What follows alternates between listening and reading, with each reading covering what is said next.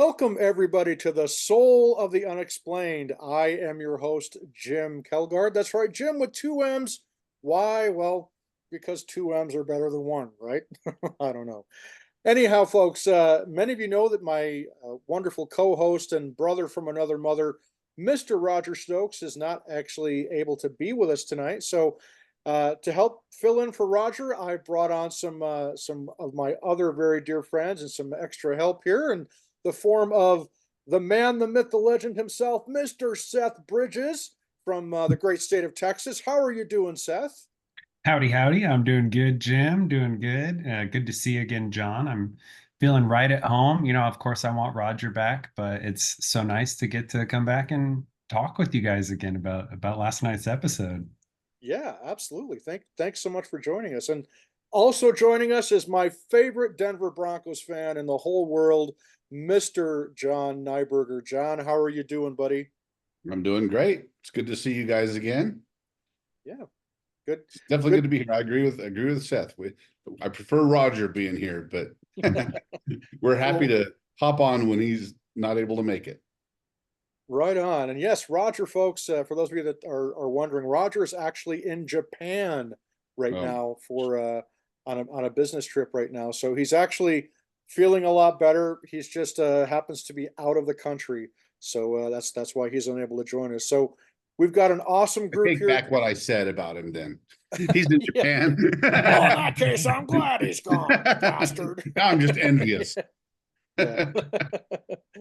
Yes, indeed. So again, massive thanks to both you, John, and to you, Seth, for taking time out of your evening to do this little recap of the most recent episode of The Secret of Skinwalker Ranch, which, of course, is episode 12, an episode that is called, rather fittingly, Drone-Ageddon, right? And wow, so many amazing things happened during this particular episode. But before we dive into that, John, I kind of want to make mention. I was going to say we got the band back together tonight between you, me, and Seth. And speaking of bands, we have something to report on in that regard, don't we, John? I guess we do. So, folks, for those of you that are not Skinwalker Ranch insiders, you've heard Roger and I talk, and all of us on here as well have you've heard us talk many times about this thing called Phenomicon, which is this great 4 or 5 day conference that takes place out in Vernal, Utah every September.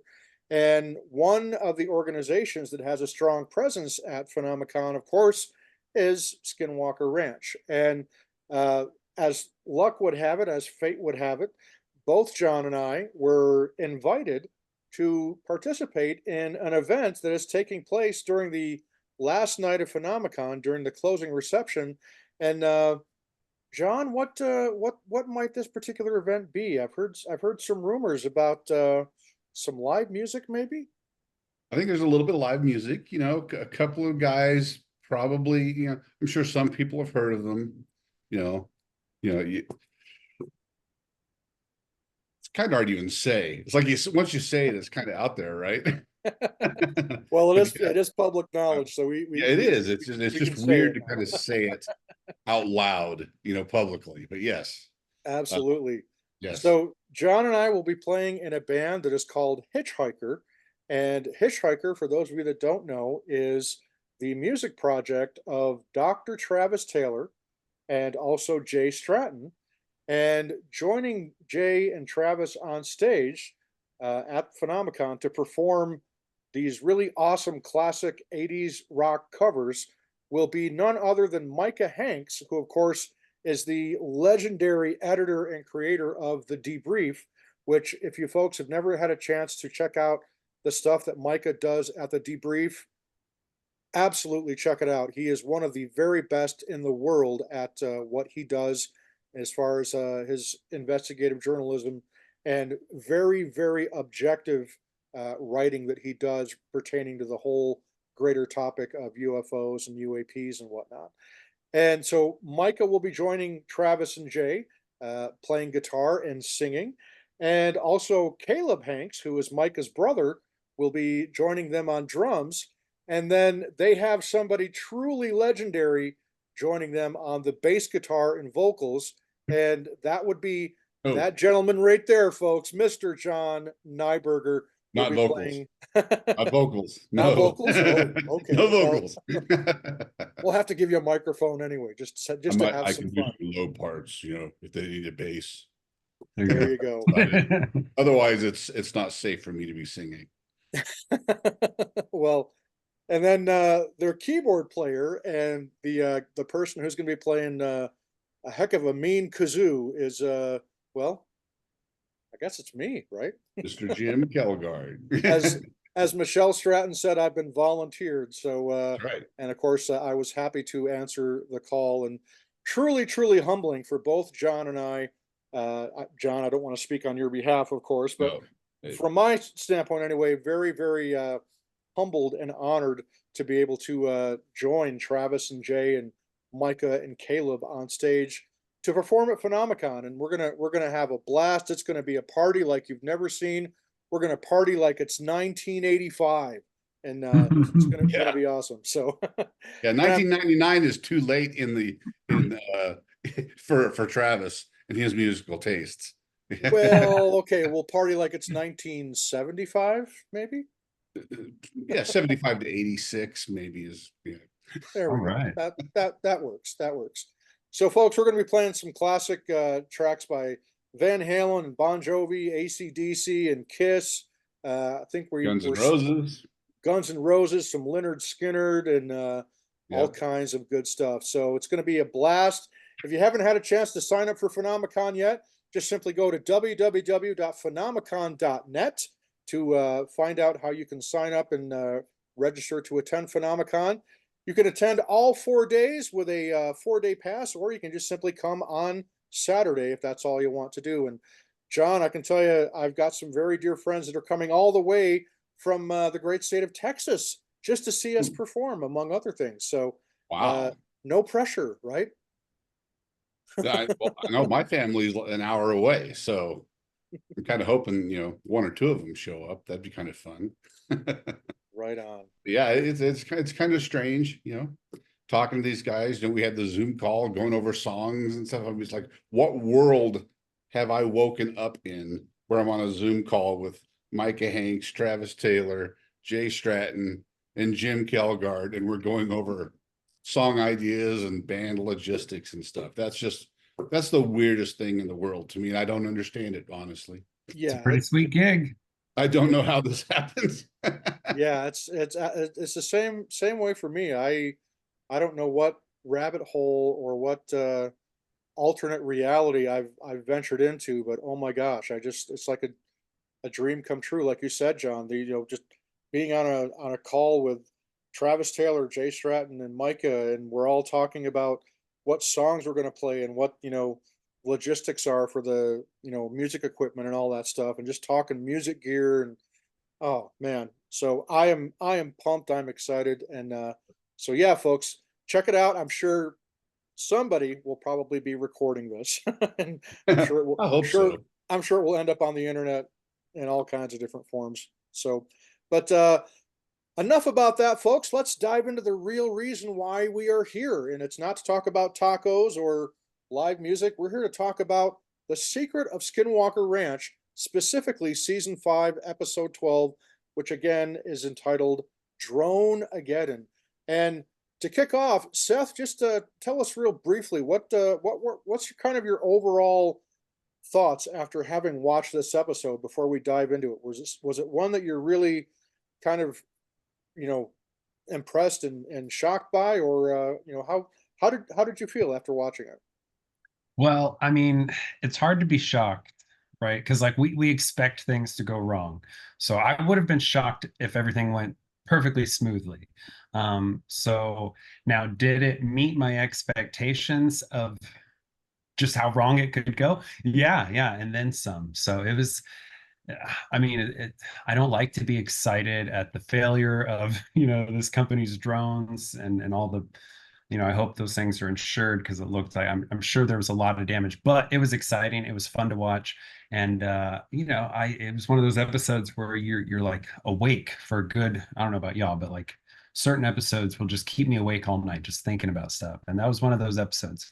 I would have loved to have been there because, as crazy as it was, it kind of looked like fun to be there and to be in it. And man, just so many questions after what we learned from firing the rockets during that drone experiment. So, and then with the drilling, man, it's again, I'd be shocked if they got through that mesa no problem. I'm a huge fan of Oak Island, as people that watch Jeff's podcast will know, and so I'm used to watching episode after episode after episode of drilling with no success. But you got to keep at it.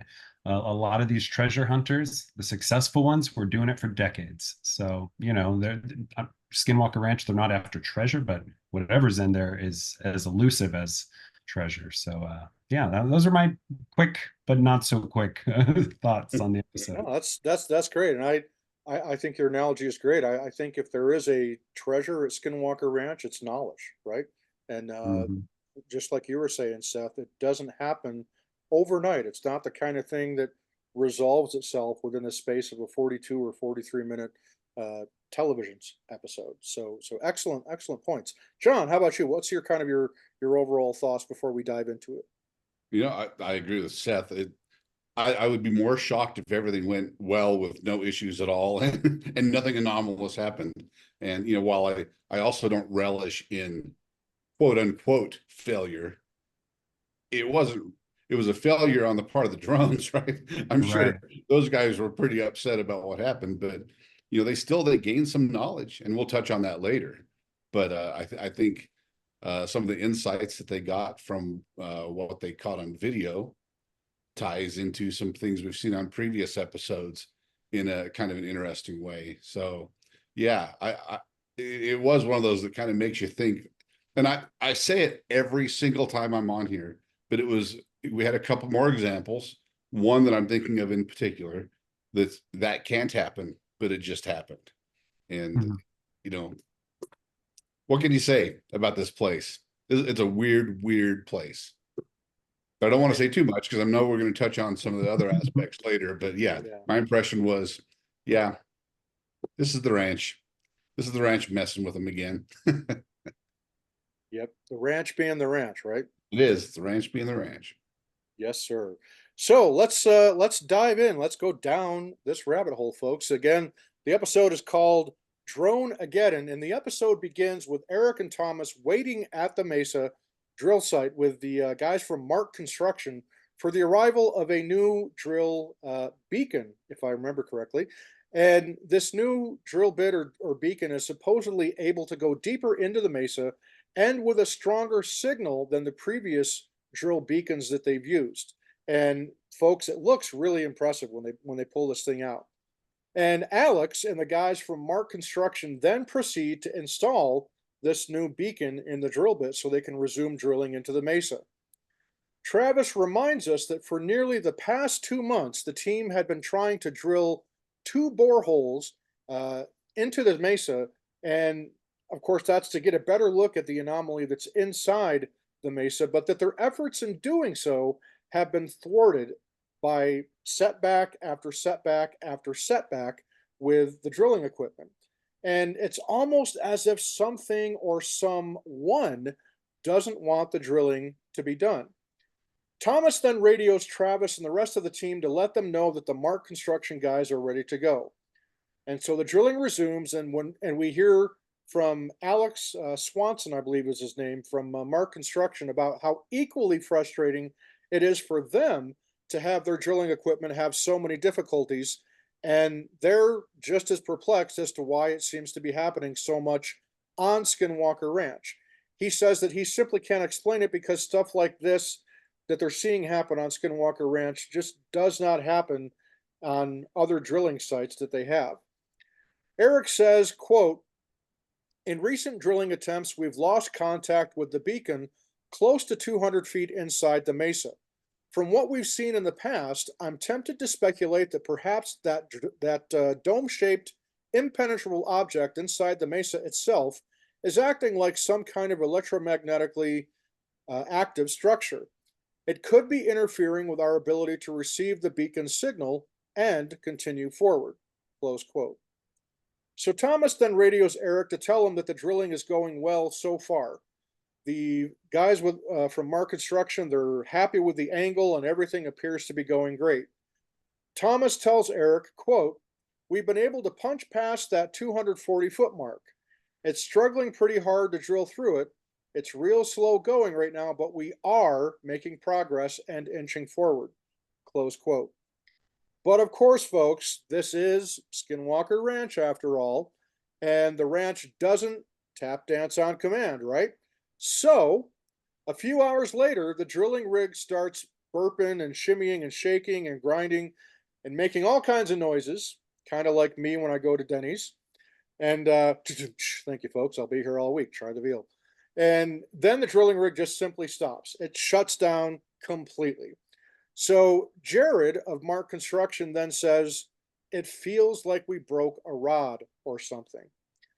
Alex then says that he thinks the drill rod broke somewhere and they will now have to figure out where exactly that break in the rod happened. They have 480 feet of steel in the ground, or in the mesa rather, and now they have to figure out how to find the spot where the break occurred. And not only that, but pull the rod out, resume drilling again, which, needless to say, will only delay things further. Thomas then radios Erik and asks him and the rest of the Skinwalker Ranch team to meet him at the spoils pit. So they gather at the spoils pit, and Caleb asks Alex how far into the mesa they are right now. And Alex tells Caleb that they're about 480 to 500 feet into the mesa at this point. Alex then tells the team that they have a special tool that helps them fish out the broken rod, to fish it out of the borehole, and they actually refer to it as a fishing rod. So Travis asks Alex how long this process will take. Will it be 1 day, 2 days, or more, right? So Alex says that they honestly don't know. So, like it or not, the team will have to wait possibly multiple days to resume drilling. Something that, of course, they've become all too familiar with on Skinwalker Ranch. Thomas then says, quote, "The more experiments we do, the more we realize that whatever is in this mesa is of extreme significance. So we have more resolve than ever to figure out what it is that lies inside that mesa." So let's pause right there for a moment, guys, and discuss, drill, baby, drill, right?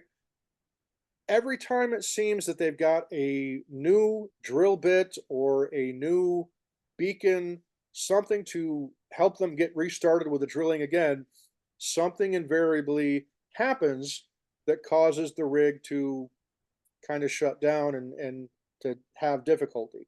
So, Seth, we'll start with you. What are kind of your thoughts on that? Do you think that there might be some kind of intelligence, something or someone that is interfering and just does not want them to get at what's inside the mesa?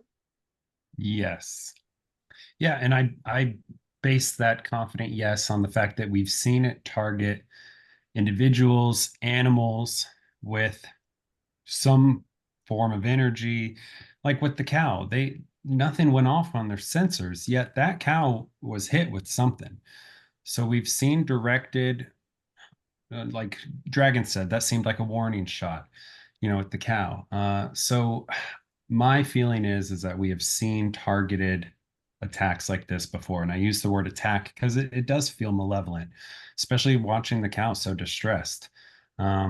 So with the machine, we've often heard the ranch isn't unique. A lot of strange things happen outside the gates of the ranch. The whole Uinta Basin is a hot spot. Well, the Uinta Basin also has a bunch of drilling. So these guys they're not talking about issues like that they have like this. So I bring that up because this seems like a targeted, sorry, drilling operation. You're not going to be able to work. You can work in all these other areas, so much so that we can see your fire from the Skinwalker cameras, around the ranch. They're that close by. how many insiders join and go, what is that? And people are like, oh, it's drilling operations. It's all around the basin. So maybe someone can explain to me why they're so successful drilling all around the basin, but not just the ranch. So that's why I think this is a targeted, intelligent, no, you're not going to figure out what's here. So sorry, guys, but we're just going to keep pushing that drill away. I would have to agree. It certainly seems to be that kind of a situation. John, what do you think? Yeah, I agree. These guys drill, they drill around all around that area. There's been drilling there for decades, since the oil boom, and all around there, the Vernal area, Roosevelt, over into Colorado and Rangeley, Dinosaur, all over around that whole area. There's oil wells all over the place. Nobody runs into problems like this. These guys, they drill everywhere else. They run into typical drilling problems, but they come to the ranch, they start running into these very unique problems. Well, unique problems, not very unique. They're unique, right? This doesn't happen anywhere else. And that does make you think it feels targeted. It feels like there's something there that's messing with them. I don't know for certain that the drilling portion is something conscious that's messing with them, like with the cow. That felt like something on purpose, pointed a microwave death ray or whatever it is at that cow's head and singled it out. And that feels conscious, that feels malicious and malintent, right? But I have to separate that from, there's also this other thing where just electromagnetic signals in general act super weird in that area. So I kind of wonder if there's both happening, and the drilling seems to be more like it's the electromagnetic signals, the radio signals themselves just don't function right in that area. And because they need those to do the directional drilling, it's just not working. I don't know how you do directional drilling without those sorts of signals to track where you are and to know when and where to turn different directions. So I guess whether it's conscious or not, it's totally messing up their chances of drilling through there. But on the other hand, 480 feet, that's a long way. Yeah. Consider where they're trying to get to. It seems like they don't have that much further to go before they make it to the top. I thought they were going to get through this episode when Thomas was talking to one of the drilling operators, and he was saying, man, it's going to be so cool to see it come through. And I was like, oh, we're making progress then. And then, of course. Yeah. Right. Of course. But still, this is more progress than they've ever made. So I'm starting to think maybe they're going to find a way to get through. I mean, we're all going to party. There's going to be a party if they actually drill through there and that thing pops out the top, because then it's game on, right? Because then they can core it out, get a little bit bigger spacing, and then start sending instruments up through there. Then things are going to get really fun, but we'll see. Yeah, I'm not going to kill the chickens before they're hatched. And that's just it. You really kind of want to. I don't know. For me, I have to look back. This is something that has gone on, going back a couple of seasons now. Back when you had Aaron Blunt and Sure Shot drilling, were drilling horizontally into the mesa, and that was, of course, when they in the spoils pit they got the large metal flakes that had the europium and tellurium. But still, there's always seems to be something that stops the drill, that causes the drill bit to go underneath where they're trying to go, or go off to the side, or go above it to where it's almost poking out the side of the mesa well below where they want it to. And so they bring in a new drilling rig this year that is a lot more powerful than what they brought on with Sure Shot, and they've now gone through multiple rods that have been that have broken. They've changed out the beacon a number of times now, so it's almost like, particularly when you take into account that Mark Construction, these guys are not Johnny come latelys. These are really well seasoned veteran drillers, and again, look at the composition of the mesa is primarily sandstone. It's not like these guys are drilling into solid diamond and titanium, you know.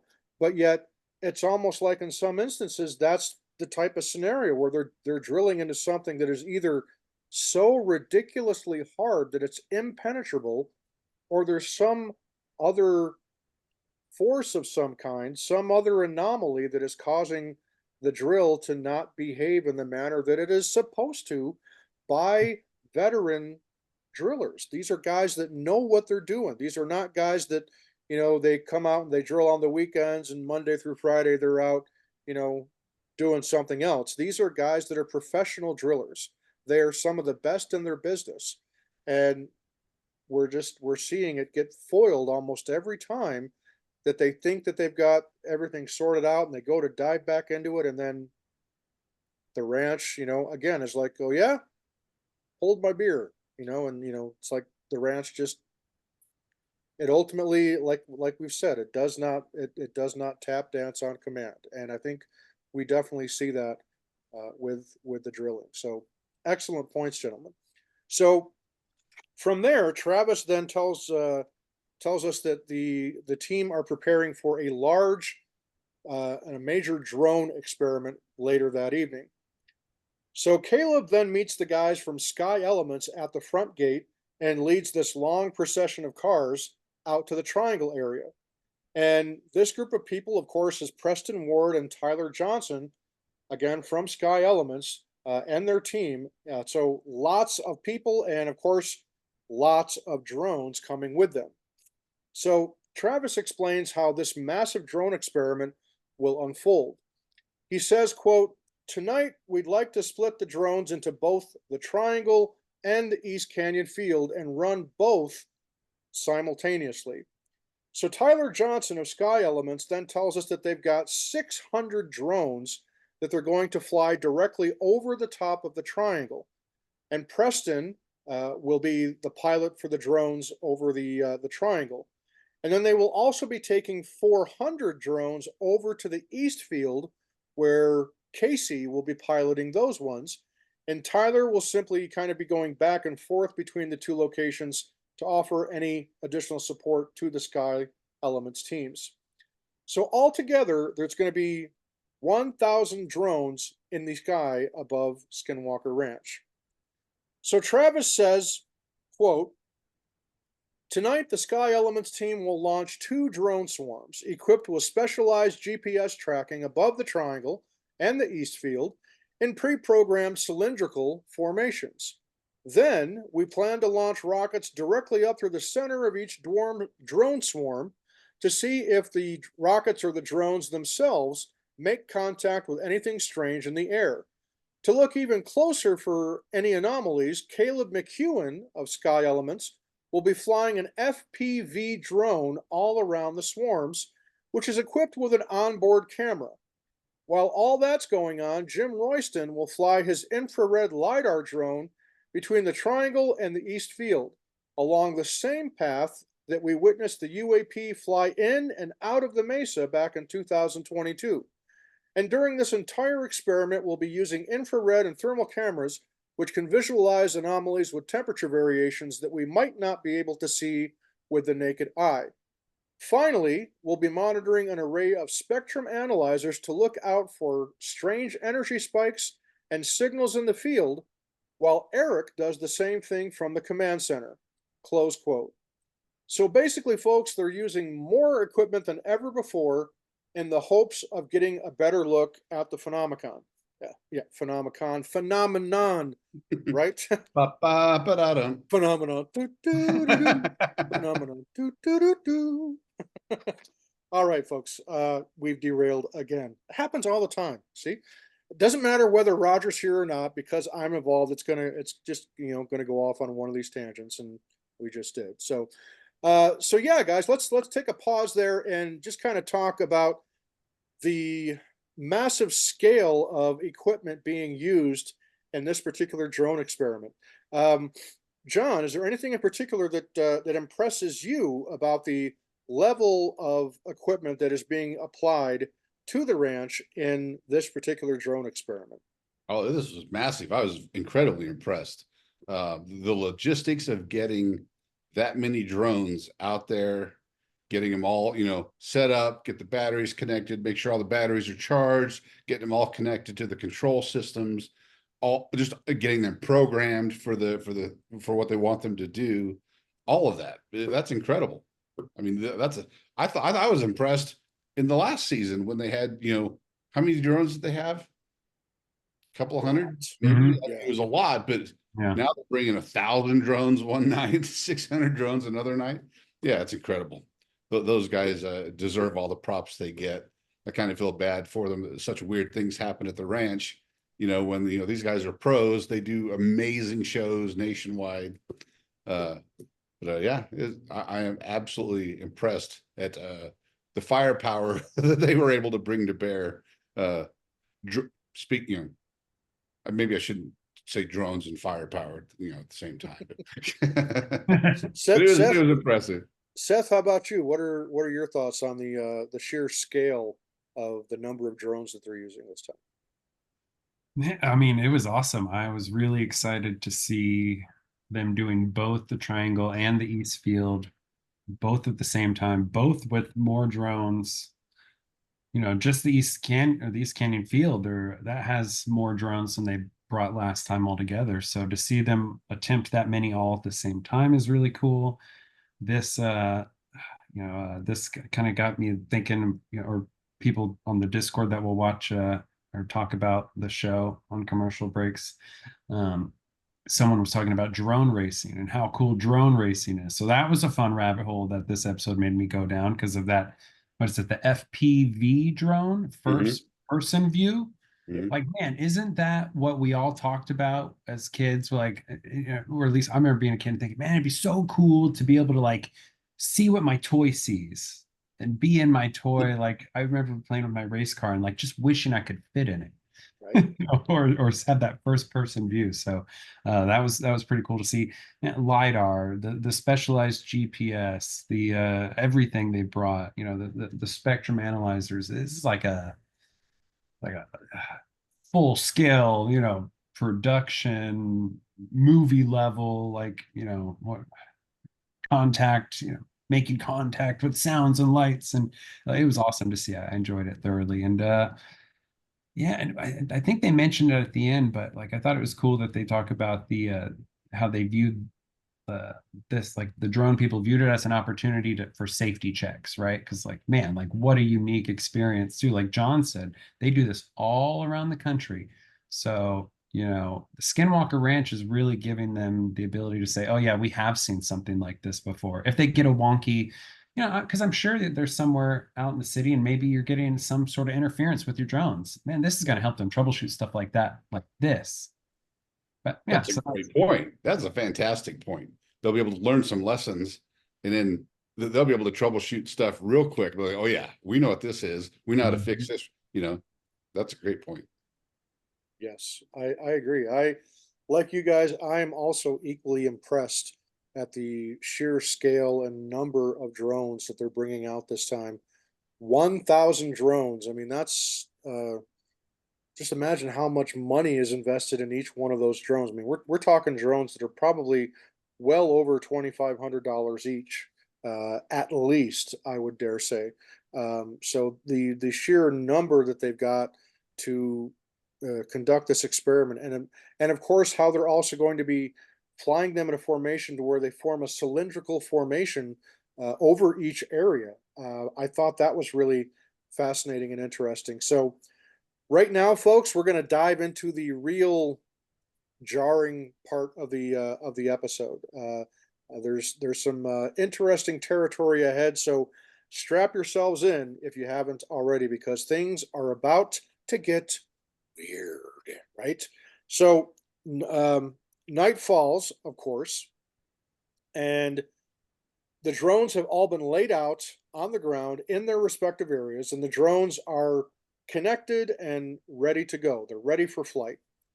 Travis is in the east field with Dragon, and they have a FLIR pointed directly at the mesa, facing north and slightly east. And just so you guys have a point of reference, the spot where they're at and where they're pointing their FLIR camera out, this is the spot where the UAP went into the mesa that we've seen a number of times. So, just as the team are about to begin the experiment, just like last week's episode with the drone experiment, a UAP appears that is very similar to the one that appeared last week before the drones went haywire the last time. So Erik checks on the ADSB, which of course is the software tracker that from the FAA that tells them whether or not there is any aircraft in their airspace within a certain distance. And as Erik is doing that, the UAP eventually vanishes. So Preston radios Tyler to tell him that he's ready to launch. As soon as he says that, he immediately loses 168 drones. They simply go offline. Travis says, quote, "Did the UAPs that appeared tonight and last week interfere with the drones? And if so, what were they? How did they do it? And then, where the heck did they go?" Close quote. Tyler then tells Travis that they can only connect 200 of the 400 drones at the east field. They finally get ready to launch the drones and ready the rocket on the launch pad to be ready for launch as well. The drones launch at both locations simultaneously, and once the drones at the triangle get up to roughly 30 feet in altitude, they begin falling from the sky. Thomas exclaims, "It's raining drones over here." The drones begin rapidly falling from the sky at random. And folks, you gotta watch this to really truly get an idea of exactly what it looks like and how really undescribable this whole incident is. You literally have to see it to believe it. Just then, the same thing starts happening to the drones in the east field. They begin to fall randomly out of the sky. However, enough drones do stay in formation over at the east field location to allow that cylindrical formation to begin. Just then, the drones at the triangle begin falling by the dozens, okay, including on the tent where Thomas and Preston are located. It honestly, folks, it looks like hundreds of drones at the triangle are falling out of the sky. It's like somebody just simply hit a kill switch and they just tumble to the ground. And now the lights, the lights on all the drones are still activated, but just the drones just simply, you know, it's like somebody snaps their fingers and the drones literally just start falling from the sky by the dozens, if not the hundreds. And Thomas says, quote, "We have one drone that literally comes down and starts to come inside the tent towards us. So I took my coat off, and as this drone was coming down, I had to swat it to the ground to keep it from hitting us." Close quote. So, guys, we'll pause there to talk about that. WTF, Seth? I mean, what's going through your mind as you're watching all these drones just start falling from the sky? I wanted to see the FLIR camera, all the LiDAR data. My question is, how many of these UAPs are all around? You know, because I feel like they're always around. It's just a matter of when we're able to catch them, is my feeling, or when they choose to show up. So that was kind of my curiosity. You know, was this a distraction? Why not just stop all the drones? If it is a conscious thing trying to stop the experiment, why is it not able to just stop all of them? Is did it enjoy letting it rise up and then start messing with it? So I don't know, maybe it's not a conscious thing, maybe it is more of a natural, just hit something at that 30 feet that it hits and stuff goes haywire. Because I don't know. Yeah, so those are kind of my thoughts. Like earlier, I was like, oh, this was a directed, very aware attack to stop the drilling. But with the drones, I don't know if I feel that element, because my question is why is it so random feeling? Yeah, but to counter myself, it did feel very purposeful when the second the drone operators go, we are good to go, we got everything online, and he was like, wait, guys, actually, as soon as I said that, I lost about 168 drones or what have you. So man, it just has me feeling all sorts of which ways. Like I said, these were the thoughts that were keeping me up, after the show, where I was like, why did this happen? Why didn't that happen? And then when the drone came in under the tent, that's when I was like, oh, okay, yeah, this is very much Yeah. directed at, Yeah. it's trying to get them. And as fun as it looked and cool as it is to see, it's kind of scary too to think about, because I think we'll see Dragon kind of commenting later, like, I'm not looking to get pelted by these things falling, Yeah. out of the sky. Yeah. Yeah, just kind of my thoughts feel as sporadic as the event itself, just kind of mayhem. Yeah. Yeah. It appears to me, I mean, as I was watching it happen, it seemed like, and maybe it's just my personal bias, but it seems to me that it was intentional, that it was a message of some kind that was being sent to the team, because what significance does that altitude of 30 to 40 feet have? Because in the past we've seen strange anomalies quite literally appearing that are not there to the naked eye, but yet there's something that was there that uh, potentially zapped a rocket as it was zooming up through that same specific area, where these drones are now falling by the dozens out of the sky. So, John, what are your thoughts on that? Do you think that it's something that maybe like a message of some kind was being sent, like the ranch was going, oh yeah, let's see what they think about this. Mhm. What are your It's thoughts? hard to say at this point. I don't know what to think anymore. Um, One thing I noticed in the past, in the previous drone experiments in prior seasons, we had seen, one or two, I think, drop, if I remember right. But most of the time it was sort of a wavering, like there was drift. Things would be Right. drifting out of formation, but most of the time they weren't just falling. Like you could Yeah. tell something was interrupting where they thought they were, or something like that. This was very different. There was some of that, like they were losing some sort of, synchronization and location, but to just drop, like it was just like they had gotten a signal that just said, you need to fall right now. Mhm. That's weird. Like, I don't know what does that. Like, is that they suddenly think they are much, much higher than they're supposed to be? So they drop quickly to get down to the altitude they think they're supposed to be at, which is below the ground. And now they're just slamming into the ground.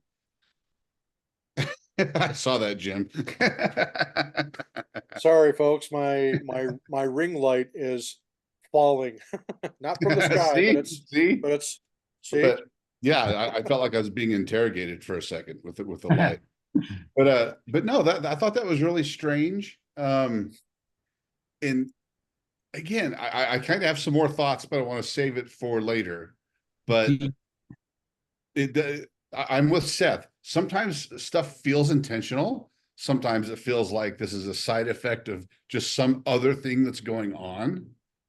But that line of where you decide which is getting pretty darn blurry, because Yeah. Yeah. this did feel like the ranch was messing with them. I don't understand. Like I said, in previous experiments where you had the drift, that seems like, okay, there's something natural going on. It's throwing off their GPS a little bit, just a little bit. And that kind of makes sense in my mind. But to have a subset, not all of them, just certain ones just drop out of the sky while the others stay up there, it's weird. And It's fascinating. Seth, go ahead. why was it more dramatic at the triangle? Is the strength of whatever the anomaly that caused these to fall stronger at the triangle than it is in the east field, or was it the presence of someone that drew the more heightened, craziness? Because it was a lot crazier, in the triangle, or at least from what Yes. I saw, way No, more you're like. you're you're absolutely right. It was So definitely that's another Yeah. question of why. What is it about the east field versus the triangle that had such a difference in the number of drones that fell. The East Canyon kind of, East Field, it felt like it took a while to get there. And then maybe, Travis and Dragon with the rockets kind of provoking, and maybe I'm getting ahead of us. But yeah, my question is kind of why the difference? And if it is intentional, then I would guess maybe it's not location, but a person, perhaps. Like that drone going under the tent towards It's exactly. And you brought up an Thomas. excellent point, Seth, which I want to address just real quick. So I have to give some props to our dear friend Jeff Freeman over at the J Free 906 podcast, who just had both Erik Bard and Thomas Winterton joined them briefly to recap this episode. And I encourage all of the Soul of the Unexplained subscribers and all of our viewers to go check out that video that Jeff just recorded. And I'm going to put a link to it in the description down below here so you guys can watch it. But Thomas actually talks about that very specific thing, Seth, about how they believe that perhaps it was specifically targeting Thomas, and he goes into an explanation as to why he believes that might be the case in this amazing recap that Jeff Freeman does with Thomas and Erik about this. So it definitely does appear that there's a good case to be made, at least over in the triangle, as to why the drones falling from the sky seem to be a lot more intense over at the triangle than it was over in the east field where Dragon and Travis were. So yeah, I think as I'm watching it, I just could not get over the again, the word keeps coming, the intensity at which the drones were falling to the ground over at the triangle versus the rate that they were falling from the sky in the east field. And you brought up the excellent point, John, about how in the past we've seen drones that will drift in and out of formation, and they'll return to base because there's like something that's, it's almost like something is signaling them to return, that particular drone to return to base, but not to the extent that we have seen drones violently crashing to the ground. And when I say violently, I mean that. I mean, you watch the force at which these drones, particularly in the triangle, are hitting the ground. These are drones that are not going to be able to fly once they crash into the ground. They're hitting the ground with a pretty heavy impact. So so that was a great observation that both of you had. So hats off to both you, Seth, and to you, John, and picking up on those things. Well, and Seth made another good point talking about LiDAR. That would have been a great night to have somebody running the LiDAR scans. Right. Not just for this part, but for some of the rocket launches later, where there's some other anomalies that we will get to. But that would have been a really good time to have LiDAR up and running, because I would love to see what that looked like while all this was going on. And then, real quick, speaking of the drones falling, that's something I guess I need to rewatch, because a second ago I suggested maybe they thought they were too high and they were descending to get to what they thought was the right altitude. If that were the case, it would be a controlled descent. In this case, it didn't look like a controlled descent. It looked like they were just falling. Right. Yeah. So I want to watch controlled about it. Yeah. I wanted to see if like were they falling straight, or were they like truly just like getting all wobbly, and like had they completely lost maneuverability and were just falling, or was it just a very rapid but in its own mind controlled descent? I need to watch it again and see which it was. Yes, excellent point, John. So meanwhile, in the east field, the drones continue to slowly fall from the sky, but the cylindrical formation holds together, at least over there in the east field. And Dragon says, as you kind of mentioned earlier, Seth, Dragon's like, I don't want to stand underneath all of this, close quote. Obviously, he's quite concerned about these drones that are falling from the sky. So Travis then says, quote, was the massive cone causing all this, or something else that we couldn't see? There was no way to tell in the moment, so I wanted to start launching rockets to see if it would reveal whatever was affecting the drones, close quote. Dragon says, quote, dude, it could clobber us, Close quote. Travis then says, just keep a watch. I'll watch. You launch. If I say run, we're running to the west. Okay. So Dragon is quite obviously, guys, justifiably concerned about being hit by the falling drones. And again, folks, those drones over at the East Field are falling to the ground, not at the same rate and with the same intensity that they're falling with over at the Triangle, but still they're falling to the ground, and it's still pretty dicey over there where Dragon and Travis are. So Caleb Bench is getting ready to launch his rocket over near the Triangle, and the command to launch is given, and Dragon's rocket just simply fizzles right there on the launch pad, indicating a blown igniter. Caleb goes to launch his rocket seconds later, and the same thing happens. The rocket doesn't launch. It just simply fizzles out right there on the launch pad. And again, they presume that it is a problem with the igniter in both of those rockets. And guys, it's like the ranch is preventing them from launching rockets. We were talking just a few moments ago how we wondered if maybe the ranch doesn't want the drilling to get into the mesa. Well, now here it looks like the ranch is preventing them from launching rockets. And so is this just a stunning coincidence that you have a rocket on either side of, where the experiment is being run? You've got Caleb over by the Triangle and Dragon launching that rocket over in the East Field. And within seconds of each other, the igniter just fizzles out. Is it possible that this is just simply a mundane, logical failure, that the igniters that they put into both rockets were bad from the get-go? Of course, you have to say, yes, that's a possibility. Or, again, it begs the question, is this the ranch trying to prevent them from launching rockets? So hold that thought. We're going to talk about that. Travis and a very hesitant Dragon then rush to swap out the igniter in the rocket before the drone swarm that's already in its cylindrical formation moves too far away from where the rocket launch pad is. In a mad rush, they succeed in swapping out the igniter, but the drone swarm has already moved out of the center. So they now have to launch the rocket up the outside of the cylindrical drone swarm. So Dragon launches the rocket without a countdown, and it breaks in two shortly after the launch. So Travis now wonders if the rocket hit something invisible on its ascent into the sky. So guys, let's pause right there and let's talk about what we just talked about a moment ago with the drilling. Is this, Seth, is this potentially another instance of the ranch kind of stepping in and saying, okay, not so fast, guys? What do you think? Yeah, if these guys are good at anything, it's shooting rockets off, right? Like, Right. I am I'll admit I'm one of those people that every so often I'm like, another rocket, guys. But darned if it doesn't get results.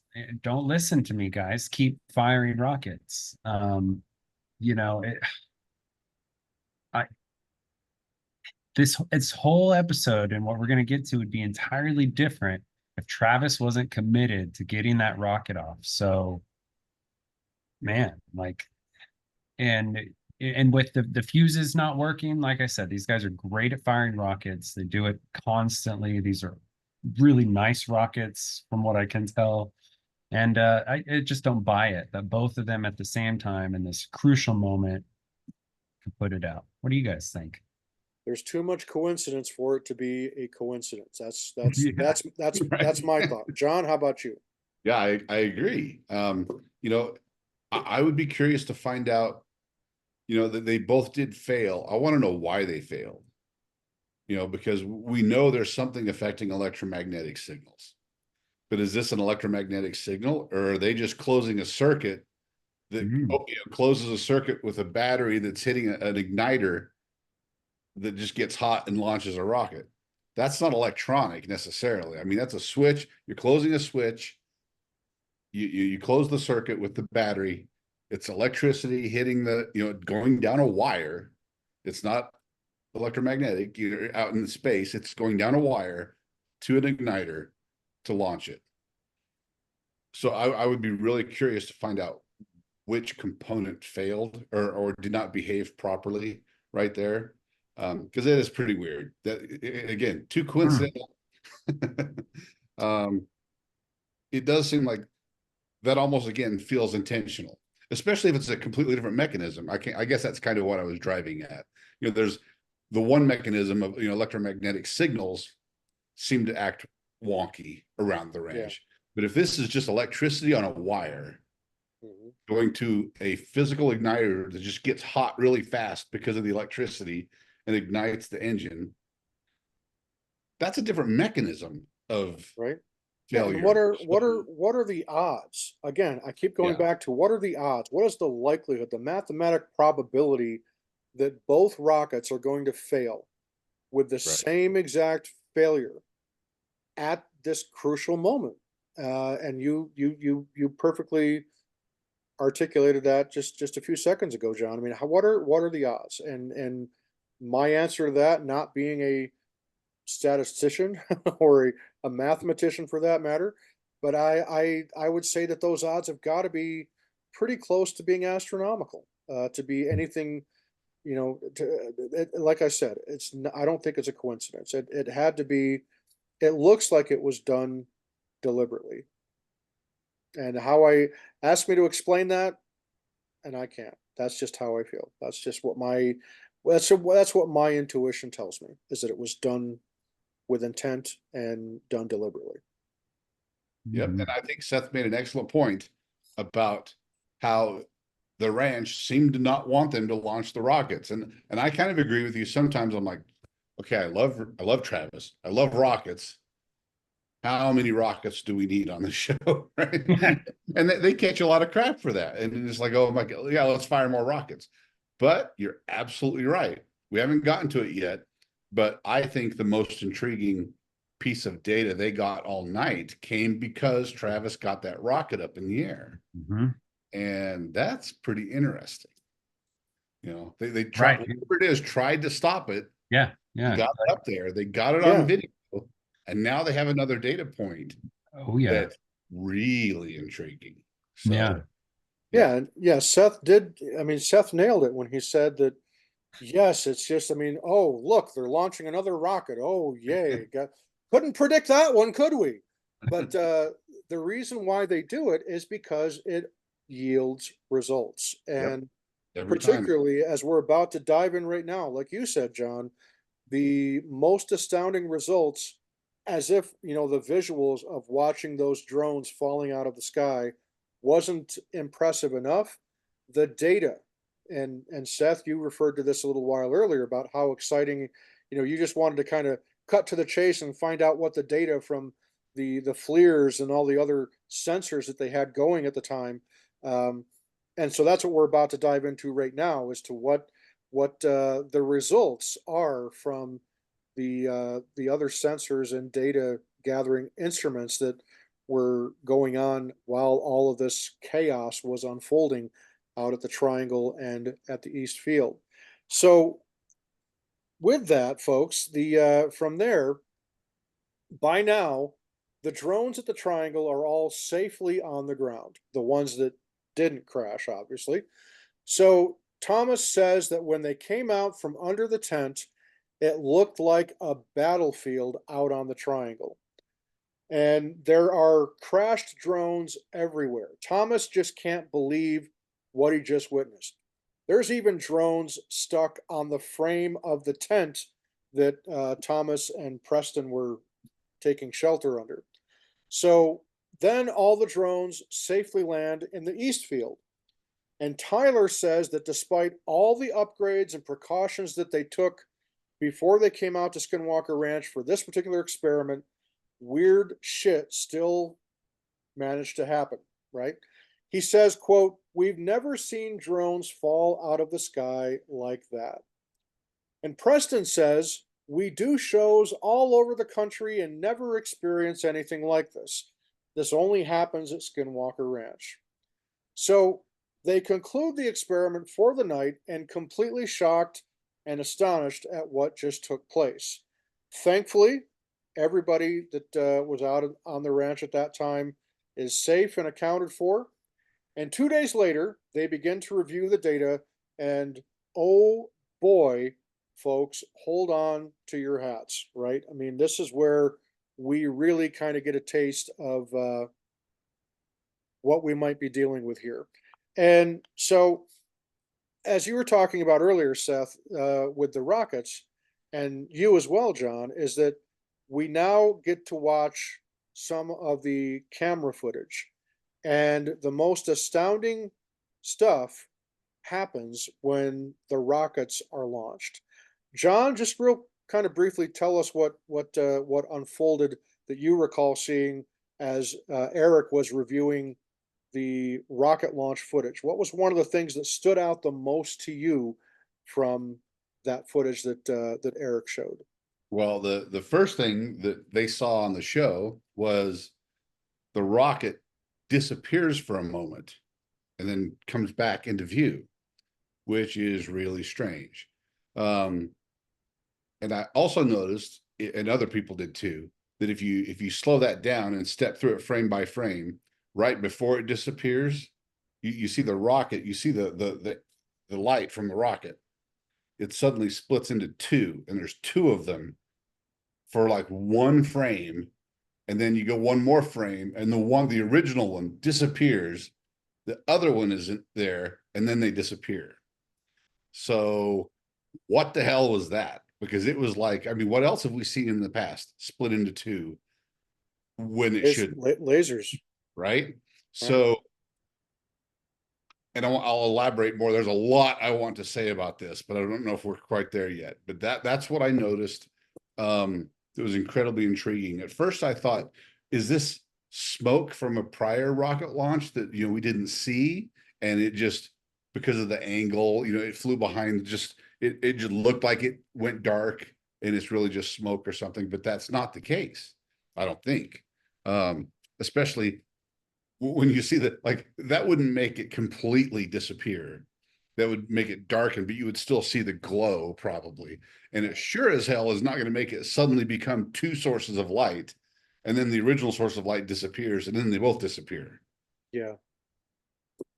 Yeah, what I thought it was when I first saw it is I thought that because you have the plume from the rocket blasting off from the launch pad, and I thought that it just simply momentarily fizzled out and then reignited, or maybe that was just like a trick of the camera or something like that. But then to have them say, no, this rocket actually disappeared for, a split second, fraction of a second, maybe even a couple of seconds, completely disappears and then reappears as it continues its ascent. And like you said, John, where have we seen strange Mm-hmm. phenomena like that happen before? And the lasers are a good example.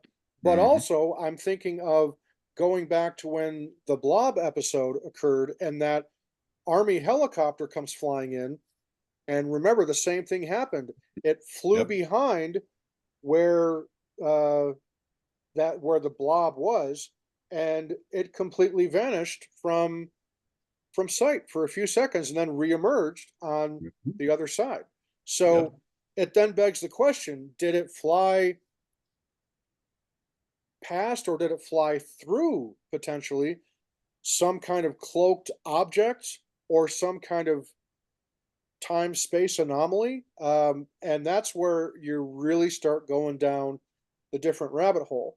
And Yep. Seth, let's not forget this. There's also, before we even get to the rocket footage, they talk about how there was one particular swath of drones that all of a sudden, and Travis specifically used this word, teleported from one location where they actually visually were, but then the data showed them a quarter of a mile away over, and I believe, correct me if I'm wrong, guys, it was over by where Kelsey's Spire was, right? Over there by the top of Exactly. the mesa. Yeah. So, what are your thoughts on that, Seth? I mean, the fact that Travis used, for the first time I've ever heard on this program, and maybe it's just me, and maybe Travis didn't just couldn't think of another way to phrase it, but using that phrase, teleported.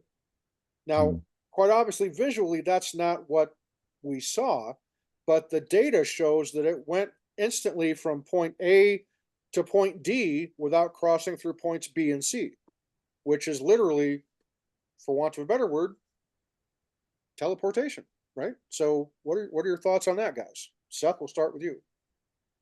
Oh man, it's yeah, watching the rocket go through the or just disappearing for, a good chunk of sky. My thought is, did it go somewhere? Did it go behind something? Did it go through something? Um, and the fact that the data of the drones, what do they say, the GPS was spoofed. Right, We've seen that on the ranch. We've seen it with Beyond Skinwalker Ranch, where they had drones. One of the ranches they were investigating, that the GPS data was spoofed and showed them in the Bermuda Triangle. Is this a stop on some sort of unseen teleportation sort of highway that crisscrosses across our globe, and connects all these places of energy and portals, natural and maybe even man-made? I have a weird feeling, like, because I have a weird feeling that there's some sort of human element to this, like a hidden human element, that we're more involved than we know. For the longest time, I thought this was alien or spiritual, even, and I still have those feelings. But now, more and more, I'm like, man, like, there's a human hand in here. Anyway, so those are my thoughts. It's kind of, I'm not smart enough to understand what, what's happening. And like splitting in two, it almost, it's like that's exactly what physically happened to it as well. When when Dragon and Travis were looking at the actual rocket, like it was like they were showing a wire, it just looked right, like it yeah. just got like split in half. It reminded me of those, you hear about, the military doing experiments with like transportation, and there was that Navy ship, that went through, and there was the stories of men being halfway in the wall, like, The USS Eldridge and the Philadelphia experiment. Yep. Mhm. yeah. I always, when stuff like this happens on the ranch, I think of stuff like that, and I wonder, like, if that's some sort of thing that's happening. Um, yeah, I don't know. Does anything of what I said make sense? Probably Yeah, makes about as much sense as what we saw, but exactly. Just it doesn't make sense. John, how about for you? Were you also kind of taken somewhat aback by Travis actually using the term teleportation? Uh, sort of. Yeah, I mean, that was really weird to me that, because he made a great point. Travis did that the ranch is 512 acres. Right, If you were going to just have like random corrupted data, it would look like they were dispersed around the ranch, probably. right. Why were they all dispersed to the same cluster in the same area? To the same What it location. tells me is it's all okay. So this this might be a good time to insert what I've been dying to say this whole time. Go for it. Okay, so it seems like there's something interfering in one of two ways with electromagnetic signals on the ranch. Sometimes it seems like a signal gets delayed, or sometimes a signal just seems to disappear. Those seem to be the two things. And GPS works on timing. Right? The device tries to locate two or three GPS satellites, and it's analyzing time differences, and from the different satellites. It's incredibly precise. But if one of those signals were to get delayed a little bit for whatever reason, the receiver is going to think it's in the wrong location potentially. And when you see these devices that all were offset to the same location, that tells me that they all had the same offset. Like they all had similar timing offsets. They had a similar anomaly which directed them to the same location. And so you combine that with the rocket launch, where the rocket disappears for a second and then reappears. Combine that with the laser episode this season, where you had the laser's going up, then you have a gap, and then the laser continues. Combine that with another episode where we had the laser stop, just seemingly stop. Okay, so remember what I said. There seems to be two modes of this of operation with this. Either the signal continues or the signal disappears. And if it continues, it ends up being delayed somehow. Also go back to the LiDAR data that showed from last year, or 2 seasons ago, I think now, where it showed returns that were far, far beyond the range of the LiDAR platform itself. That can't happen, but it did. And so that makes it seem like the signals were delayed. Okay, so at the end of this episode, Travis says, what if we've stumbled on a doorway that signals go through? Or so imagine that's what this portal is, or doorway or gateway. If it's closed, here's what I'm thinking. If it's closed, you get what Travis has referred to in the past as a topological insulator. So imagine there's this ball of something that's just kind of there, but it only partially exists in our reality because it's topologically insulated from the space around it. So if a light beam comes through it or a GPS signal comes through it, it kind of wraps around the edges and then continues on the side, or in the same direction it was going. Mm-hmm. But since that path is now longer, the timing is longer. So that's going to cause a bit of a delay, like the GPS signal is getting delayed. So that's the closed portal, if we want to call it that. The signal continues, but it is delayed a little bit, and that causes the LiDAR anomalies, stuff like that. The other option, imagine if the portal is open, the signal portal. The signal hits it and actually goes somewhere else, because now it's actually, this thing is open and it's like a tunnel. It's going into this tunnel, and that signal is going to come out somewhere else now. So that seems to be what's happening. So imagine that whatever this is at that certain height above the ground. And that's why sometimes light disappears, because that's when this gateway, or whatever we will call it, is open. So the light coming from it isn't hitting our eyes. It's disappearing into this tunnel and going somewhere else. Same with other types of electromagnetic waves, like the light from the lasers or from the helicopter going behind it. The light disappeared because at that moment, that portal / gateway was open. So the signals actually disappeared into it and went somewhere else rather than traversing it and hitting our eyeballs or the camera. So I'm kind of wondering if that's what's going on. Is like there's these two modes. There's an open mode and a closed mode. The closed mode causes delays in electromagnetic waves. The open mode causes them to just disappear. And if you think about this, again, at the same height with the lasers disappearing and then reappearing, it's because the light coming from the beam gets to a certain height and hits this anomaly. And at that level, the light from that is actually disappearing into this, whatever this tunnel is. So it's not reaching our eyes. But then that light, when it gets above the anomaly, is no longer going through that tunnel / portal. And then so that then we can see it.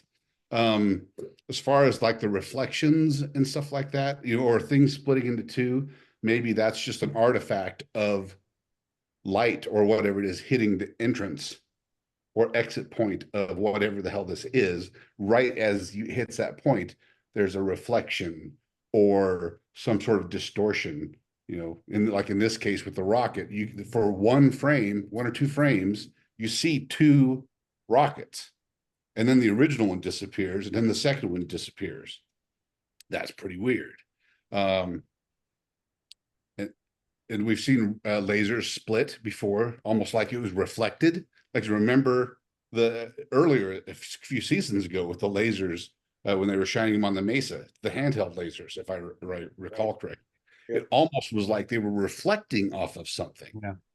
It's really strange, but it kind of seems like something like that is what is the answer to all of these electromagnetic things. Is like when this thing is open, it behaves one way. When it's closed, it behaves a different way. And tied to that, I've said this before, but it almost seems like whatever is above the ranch behaves like a non-Newtonian fluid. And I'm sure you've seen the demonstrations of the people filling a pool full of cornstarch and creating a non-Newtonian fluid, where you can slowly push your hand through it, no problem. It's just like pushing it through thick water, but you can run across it because if you hit it quickly, it uh The pushes surface area yeah, stays. Yeah. yeah. So that's almost what this feels like sometimes as well. Like a bird flying through it isn't going to be impacted, but you hit it with a rocket that's moving a lot faster, things get weird because it's based on the velocity of the object going through it. So I still haven't had a chance. I really want to ask Travis or Erik if they kind of feel the same way about that. But anyway, that's all I had to say about that. That is absolutely fascinating. Thank you so much for sharing that with us, John. Now I have even more things to keep me awake tonight. It's like Seth was saying, it's like as if, just simply watching it wasn't enough to just have all these questions burning through your mind. Thanks, John. Now I have a million more. So Well, it's the benefit of not being a scientist and not really knowing much science. I can speculate all I want. It doesn't have to make sense. well, you do a very good job of it. I I like how Preston, after Travis used that term teleportation, that I think it was Preston or Tyler jumped in and said it was like it was being spoofed. Now, and again, folks, when I say teleportation, that's not what appeared to physically happen because the drones were all still there together where they were supposed to be. So visually, that does not appear at all to be what happened. But again, it's the data, the GPS, something spoofing or something causing it to read as though it went from directly from point A to point D instantly without crossing through points B and C to get there, if that makes any sense for people. Which, by definition, if that physically happened, that would be an instance of, for want of a better term, something teleporting from point A to point D without crossing through points B and C. You're literally folding space and time and instantaneously traveling from this point to that point. So that was really interesting. But then again, we get back to the rockets. Holy cow. It seems to me that yes, we're either, and again, the pure speculation on my part, folks. And like you said, John, I am so not a scientist. I'm not a, I can barely put together two coherent sentences, as should be obvious by me talking on this podcast so many times. But um, it seems to me, if I were to speculate as to what we might be dealing with in these instances, is either something like you described, John, where there's some kind of gate, for want of a better term, opening or closing that allows these things in the electromagnetic spectrum, in our case, light, to be manipulated in ways that we don't understand. And when it's closed, we get one particular type of reaction or effect. And when it's open, we see something else. Uh, I find that very fascinating. So I'm going to kind of glom onto that. So tip of the hat for coming up with that, John. But so I think it's either we are dealing with something that's like a portal or a gate of some kind, where these, in this case, the rockets are traveling through and then they emerge on the other side of this. Or we are dealing with something a little more tangible, no pun intended, where we're dealing with something that is an actual physical object that would be, for want of a better term, cloaked. And we're just simply seeing a case of our eyes can't see it. So it's just simply flying behind it and then re-emerging once it passes whatever the particular diameter of this object may in fact be. So I think it's something where we're dealing with either cloak technology and there's a physical object of some kind there, or we go deeper down the rabbit hole with your example, John, and we're dealing with something that is, getting into the wormhole, portal, Stargate, whatever you want to call it, kind of scenario. Either way, super fascinating stuff. So then one of the other really interesting things that Erik then shows them with all of this data is there is like this quick zap of energy. And correct me if I'm wrong, guys. I mean, you guys tell me if you saw something differently than I did. something seems to emerge out of the mesa, come across the screen, stop, and then zip right back. Almost like somebody hit the pause button on a VCR and hit the rewind button. I mean, it was literally like a whipping kind of type action. Did you guys kind of see the same thing that I did in that regard? Yeah, absolutely. Yeah, and once they noticed it too. I feel like right before that, Erik was like asking him, where did the light go? Like John was saying, if it went through clouds or even smoke, we would see the glow and the light reflecting. Where did the light go?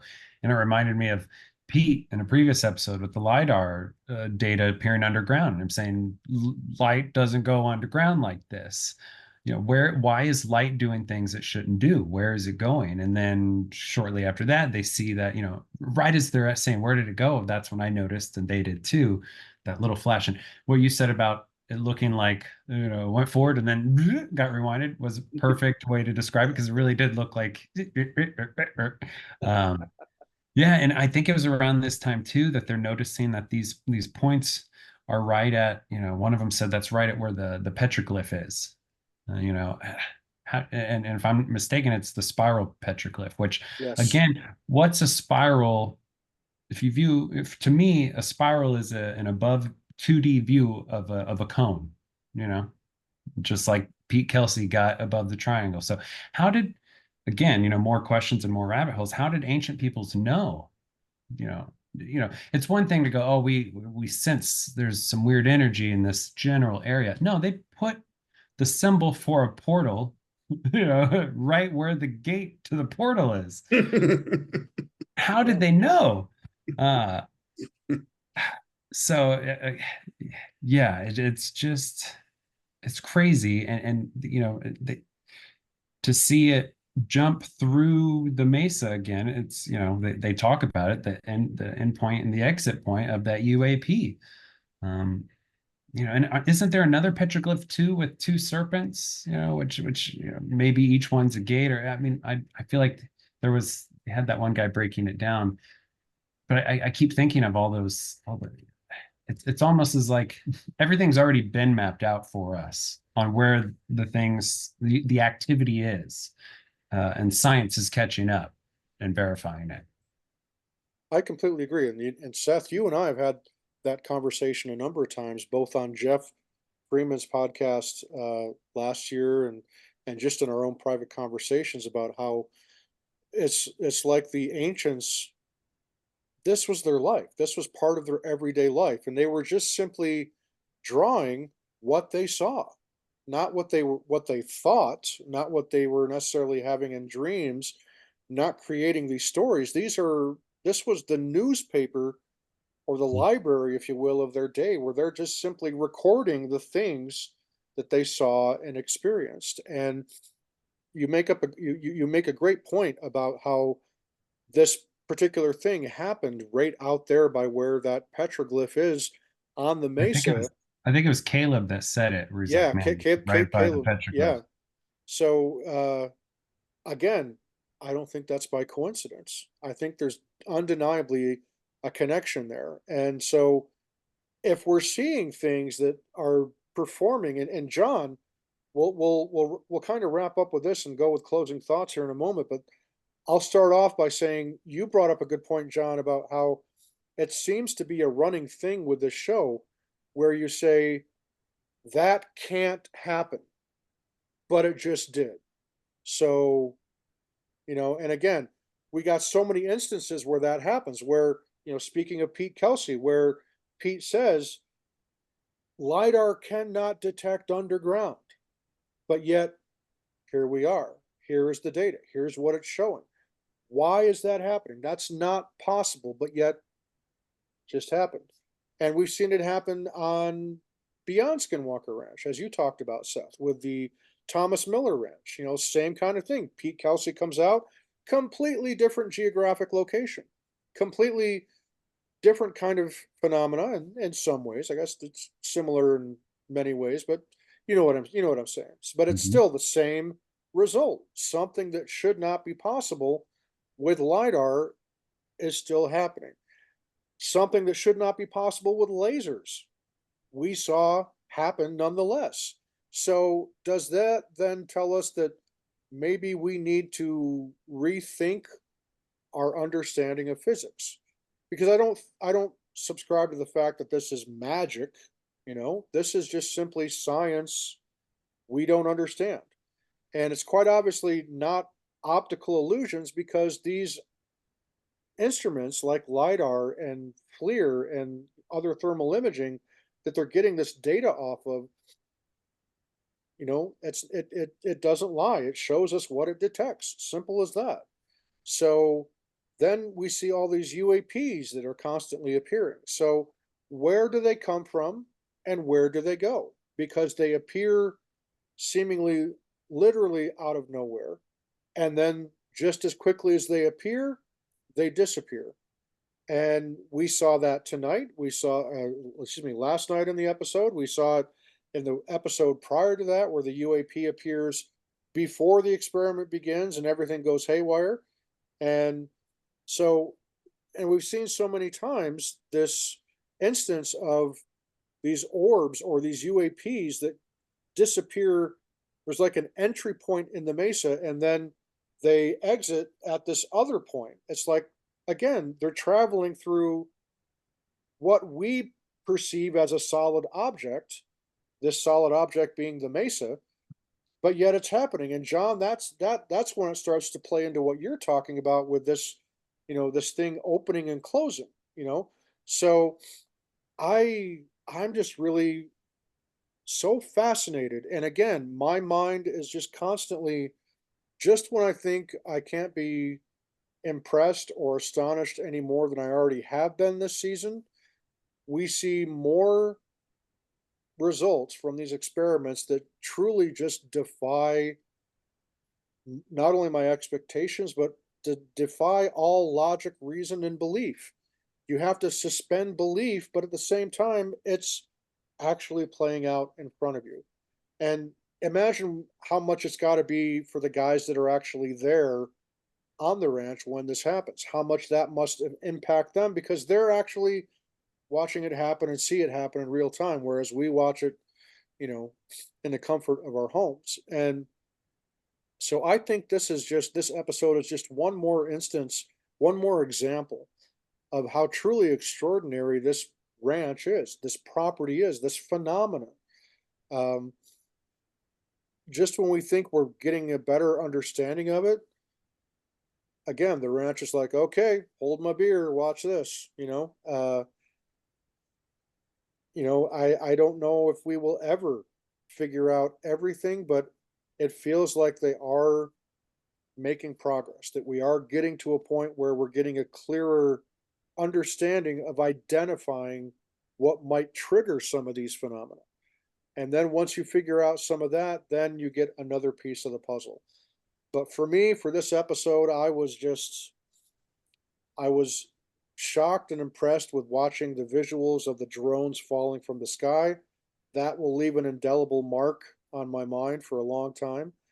And then just hearing Thomas talk on Jeff Freeman's podcast about how he does have a belief that maybe that one drone was specifically targeting him, which again speaks to there's got to be some kind of sentient intelligence that is involved in all of this. And I don't know what any of the answers are. I truly don't. And I don't think anybody does. But I'll tell you what, I am so fully invested. I'm so all in on this phenomena going on at Skinwalker Ranch. And this episode is just further demonstration of exactly why this place really is extraordinary and why there truly is no other place on earth quite like it, at least that we're aware of right now. And uh, both of you, Seth and John, have just brought up excellent points, excellent insights. Thank you so much. Uh, wow, that's all I can say. So, Seth, we'll start with you. Closing thoughts and remarks from you on all that transpired with this. Hmm. Well, thank you to both of you guys for providing, like, your thoughts that I changed the way I think about it too. Like we said, we always say when we get together, it's fun to bounce these ideas off each other. See how we think similarly, how we think differently, what our gut tells us, what our hindsight tells us. Yeah, I'm learning so much about myself, trying to figure out or get some sort of feeling about what's going on Skinwalker Ranch. So I'm very grateful to the ranch and to all the people in this world. And yeah, this episode, man, what a trip. Hearing what Thomas said with Jeff about how he thinks, he might have provoked that reaction. That is where my main curiosity lies, is with the ranch's relationship with people like Thomas, like Jay Stratton. I respect Thomas a lot. I think I saw an interview with Thomas after the first couple episodes I watched. I think he was the first person on the ranch that started going out and talking to podcasters. And I was so happy to see that he was genuine, just exactly who he presented himself to be on TV. So the fact that this is a guy that was a full-on skeptic, had his experiences, and now has a open line of communication with the ranch, something on the ranch. I don't know, but he's talking to something, and I believe him. And I'm very curious and want to see more explored with the responses that can be provoked by conscious intent. And maybe that's a side of it that we don't see. Maybe before these experiments, they are doing some sort of consciousness exercises and documenting the results. I know they've done some stuff with the insiders, fun little consciousness things. That's all I'll say. But I'm so curious, and I want to know more about why the ranch creates these relationships that extend beyond the ranch, even. Mhm. And that's kind of all I'll say. Fantastic. Thank you. John, how about you? Man, I can't top that. I agree with everything Seth just said. It's a trip. It's quite an adventure trying to, gather the bits of pieces of data that we can get from the show and people we know and other people that talk about it and investigate it, and then try to just reason through what in the world is going on. It's so strange and trippy. And I change my mind about it all the time, and then we get together and talk, and I keep changing my mind even more. And I'm like, "What in the hell?" It's like I don't even know what to think sometimes. But I'm excited to see where the show goes, because it seems like we've got the visual data, the things disappearing, that type of thing. You've got essentially signals intelligence. They're gathering data from signals. We didn't even talk about the 1.6 gigahertz signal that appears and disappears. We've talked previously. Is this a signal related to the state of the gateway, the portal? Is it open or closed? Can you open it or close it using a signal? If you hit it with the right signal at the right time, does that, turn the stoplight from red to green? What's going on there? So I think they're learning to different ways to poke and prod the hornet's nest and get a reaction, and they're deploying more tools to gather data about what they're experiencing. But then you throw in what Seth just said. None of that even touches on the whole consciousness aspect, and there clearly is something going on at the ranch that is related to consciousness, and that is crazy. Because like if we just assume, yeah, this is physics we don't understand, and we just are exploring, sure, I can get on with the wormhole, with the portal, with the signals and the electromagnetic waves acting weird. I can kind of wrap my head around that. But when you throw in the consciousness aspect of it and how the ranch does seem to develop different relationships with certain people, how in the hell do you explain that? And what mechanism could be behind that? It's fascinating, mind-boggling, and I can't wait to see if they ever if they ever figure this out. Yeah, excellent points, both of you. And Seth, I'm a lot like you in that regard. That I'm grateful. I'm grateful for all that we're learning from this. And Erik has this great saying that he's used, which is, I want to get caught red-handed in the act of learning. And that's a great way to phrase how I feel. Because every time I watch this, I'm not entertained, I'm learning. I'm learning about things that I never ever entered my realm of learning and consciousness. There you go, John. So it's like, I'm just so impressed by how good of a job this show has done, by how good of a job this team has done in presenting this phenomena and cast it in such a light to really make it not just credible, but just absolutely. I mean, you're left wanting more. You know, you want to learn more because for me, it's nice to know that I'm not alone in my interest in these really deep topics. You know, it's nice to know that I'm not alone. I'm not alone in my interest in these things. I'm not alone in my curiosity and wanting to know how the universe and how the world works with some of these, topics that some people would consider fringe or taboo type stuff. But that's where the new frontier is, I think. And Seth, let's go back to us talking about the ancients again. It was on Beyond Skinwalker Ranch this past season where John Redbird Dover came on, and he was talking about three specific things: frequency, consciousness, and vibration. And I think those are three essential things. And I so want to do a podcast where we focus the entire time on a discussion based around consciousness. What is it? What role might it play in everything? And I know I've said a number of times, I am of the belief, and I don't have any proof of it, obviously, but I'm of the belief that consciousness is the most predominant life form in the universe. And once we figure out how to recognize consciousness, once we can figure out how to identify it and how to, for want of a better term, communicate with it, how to use it as a tool, if there is such a thing, I think that is where humanity will then make its next huge leap forward. When that happens, how that happens, who knows? I certainly don't. But I do think that consciousness is essential in figuring this out.